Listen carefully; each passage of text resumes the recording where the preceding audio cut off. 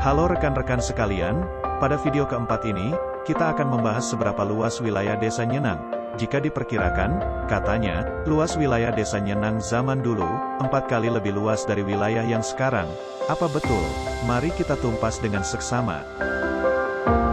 Untuk membandingkannya, pertama-tama kita cari tahu terlebih dahulu seberapa luas wilayah Desa Nyenang saat ini. Untuk mencari data di zaman sekarang, sangat mudah sekali. Anda hanya tinggal ketikkan kata di pencarian google.com, maka apa yang Anda cari tentu akan keluar.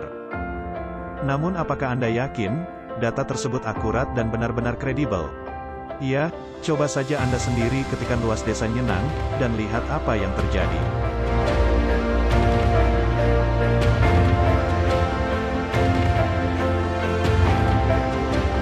Lihat. Di sini Google merekomendasikan situs Wikipedia, di situ tertulis bahwa luas Desa Nyenang adalah 20 km persegi. Saya rasa, luas wilayah Desa Nyenang tidak seluas itu. Untuk perkiraan 20 km persegi terlalu jauh menurut saya. Lalu bagaimana cara mendapatkan angka yang sekiranya benar?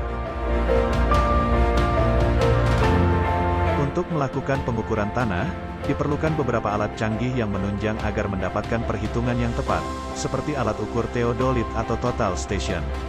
Tapi jangan harap saya bisa meminjam ataupun membelinya, karena alat tersebut cukup mahal, harganya berkisar 33–136 juta rupiah. Belum lagi tingkat kesulitan cara pakai yang memang harus memiliki ilmu dasar teknik sipil. Tapi untungnya, di sini saya menemukan dua cara lagi yang bisa Anda praktekkan di rumah, dengan hanya bermodalkan smartphone dan kuota internet. Cara yang pertama adalah menggunakan aplikasi Field Area Measure, yang bisa Anda download gratis di Play Store. Penggunaannya pun sederhana dan mudah. Setelah Anda download aplikasi tersebut, buka aplikasi Field Area Measure di HP Anda. Kemudian pilih tanda plus pada layar utama. Lalu pilih menu area. Dan pilih mode GPS Measuring, kemudian klik tombol Start Measuring. Setelah itu Anda hanya tinggal berjalan pada batas-batas area yang ingin Anda ukur. Dari titik awal Anda mulai sampai ke titik awal lagi.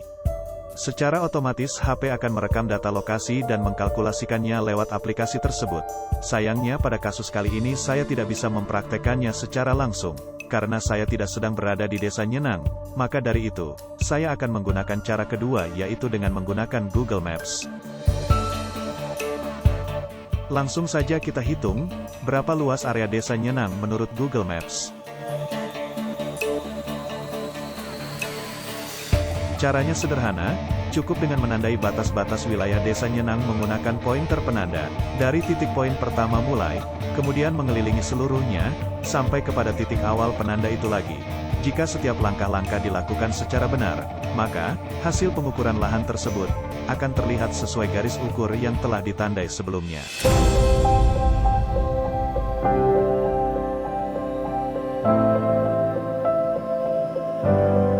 Nah, bisa kita lihat, hasil dari pengukuran luas wilayah Desa Nyenang menurut Google Maps adalah 2,65 km persegi. Coba bandingkan dengan hasil pencarian yang tadi dari situs Wikipedia, sangat jauh sekali perbedaannya. Meskipun situs Wikipedia terkenal sangat populer dalam mencari referensi data, kemungkinan kesalahan tentu saja bisa terjadi. Sekarang, akhirnya kita sudah menemukan angka luas wilayah Desa Nyenang saat ini. Tapi apakah ini bisa dipakai sebagai acuan pembanding? Namun sepertinya jika saya memakai data ini, pasti akan ada banyak yang protes. Terkait inilah, itulah, alasannya tidak bisa dikatakan. Maka dari itu untuk cari amannya, di sini saya akan menggunakan data dari Badan Pusat Statistik, disingkat BPS. Lembaga ini merupakan lembaga pemerintah non-kementerian, yang menerbitkan publikasi statistik nasional maupun daerah. Familiarnya, itu loh, yang setiap 10 tahun sekali, suka nyensus.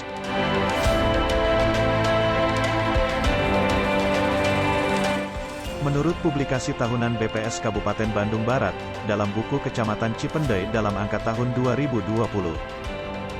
Di situ tertulis bahwa luas Desa Nyenang yang sebenarnya saat ini adalah 4,27 km persegi. Kita simpan angka itu, untuk perbandingan nanti. Sekarang mari kita bahas terlebih dahulu, mengenai beberapa desa di Kecamatan Cipendei, yang awalnya merupakan pecahan dari Desa Nyenang zaman dulu. Saya yakin kalian yang lahir di bawah tahun 90-an di sini, sudah pada tahu. Tapi bagaimana dengan generasi yang lahir pada tahun 2000-an ke atas? Silakan Anda tanya sendiri pada mereka. Hampir 90% tidak ada satupun yang tahu dan mau tahu tentang sejarah desa sendiri. Seringkali hanya sedetik didengar, lalu lenyap seiring kedipan mata. Ketidakpekaan diri kepada sejarah desa sendiri ini adalah salah satu bukti bahwa proses penanaman identitas kepada masyarakat tergolong belum berhasil. Slogan-slogan mengenai pentingnya sejarah, seperti, jas merah, jangan sekali-kali meninggalkan sejarah, nampaknya sampai detik ini masih bersifat slogan belaka. Dalam hal ini, sejarah desa, selain mempunyai manfaat yang banyak, diantaranya sebagai sarana untuk mendokumentasikan dan beragam nilai-nilai lokal, tradisi, adat dan kebiasaan masyarakat lokal yang dapat membantu untuk mengenal dan memperkokoh identitas jati diri sosial kulturalnya.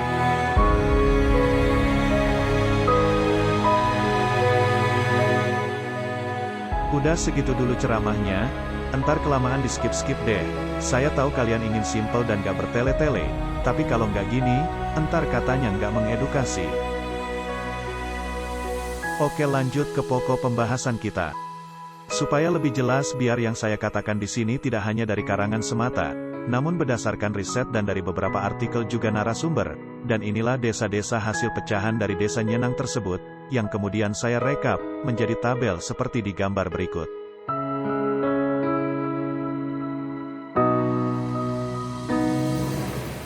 Hasil pecahannya ialah: 1. Desa Jati Mekar. Kedua, Desa Bojong Mekar.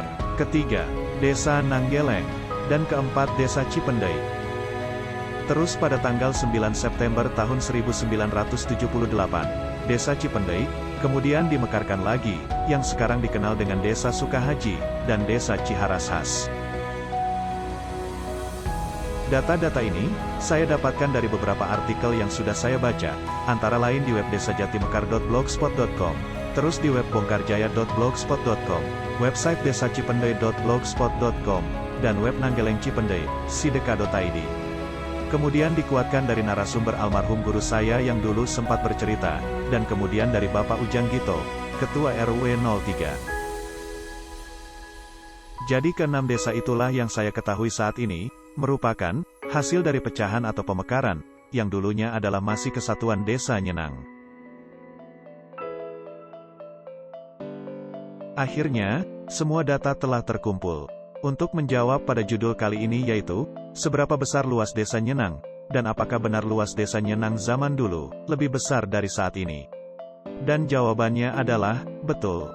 Luas Desa Nyenang zaman dulu lebih besar daripada saat ini. Berapa persentasenya?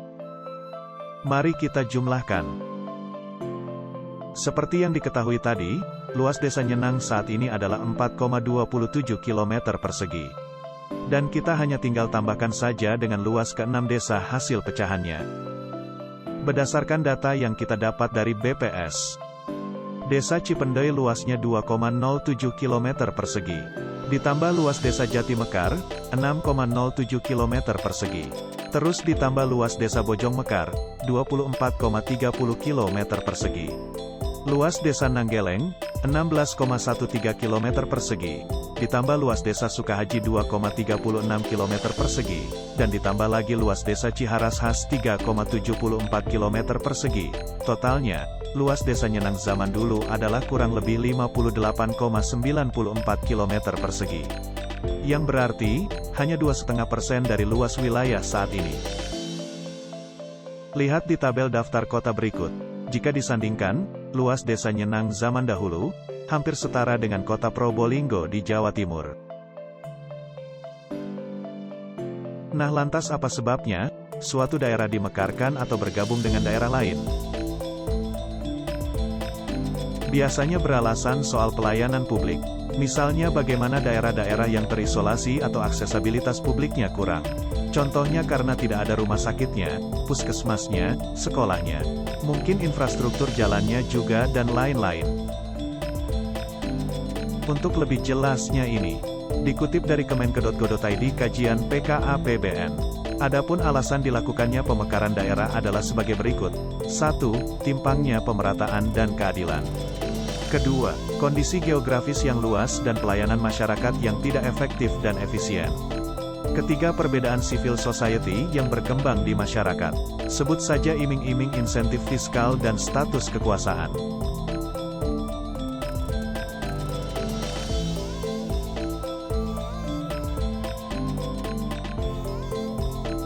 Cukup sekian dulu untuk video kali ini, semoga yang saya sampaikan cukup bermanfaat dan menambah wawasan. Oh iya, hampir lupa, kemarin ada yang menanyakan seperti ini, bolehkan ini dikutip jadi referensi, terus apakah pembahasan ini akan diposting di webnya berdasarkan kata? Tentu, setiap pembahasan video sudah pasti akan dipost berdasarkan naskah kata, di website nyenang.blogspot.com. Sampai jumpa pada video selanjutnya, salam dari saya.